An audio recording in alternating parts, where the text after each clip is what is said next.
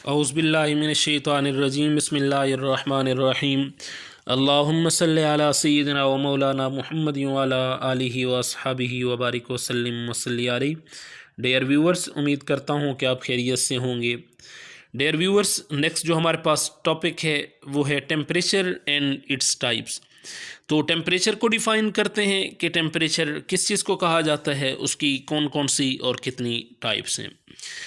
Temperature is measure of average kinetic energy of particles in a substance. It indicates how hot or cold a substance is and determine the direction of heat transfer from higher to lower temperature.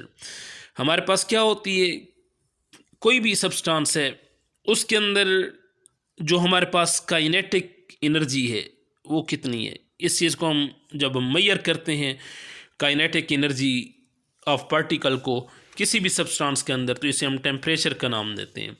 Temperature क्या show कर रहा होता है कि अब ये चीज़ या ये सब्सटेंस कितना कोल्ड है या कितना हॉट है। दूसरा ये चीज़ भी टेम्परेचर हमें बताता है कि हीट जो ट्रांसफ़र हो रही है उसकी डायरेक्शन कौन सी है। तो ये हमारे पास टेम्परेचर के अंदर जो है कुछ बातें हैं।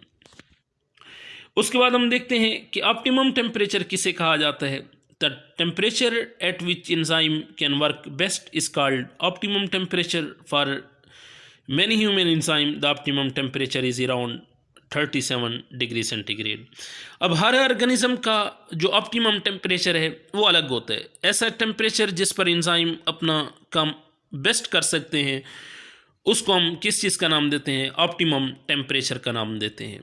अब जिस तरह इंसान है तो इंसान का ऑप्टिमम टेम्परेचर 37 डिग्री सेंटीग्रेड है। इस तरह जो हॉट स्प्रिंग बैक्टीरिया हैं उनका टेम्परेचर 70 डिग्री सेंटीग्रेड है।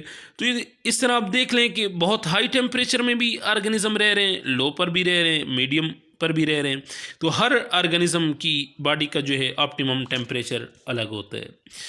मिनिमम टेम्परेचर क्या होता है? The temperature at which inactive enzyme become active is called minimum temperature. ऐसा टेम्परेचर जिसमें इनएक्टिव एंजाइम जो हैं वो क्या हो जाएं, दोबारा एक्टिव हो जाएं, उसे हम मिनिमम टेम्परेचर का नाम देते हैं। और हमारे पास मैक्सिमम टेम्परेचर कौन सा होता है? The temperature at which enzyme become denature is called maximum temperature. ऐसा टेम्परेचर जिस पर एंजाइम क्या हो जाएं, डीनेचर हो जाएं, उसको हम किस चीज़ का नाम देते हैं, मैक्सिमम टेम्परेचर का नाम देते हैं।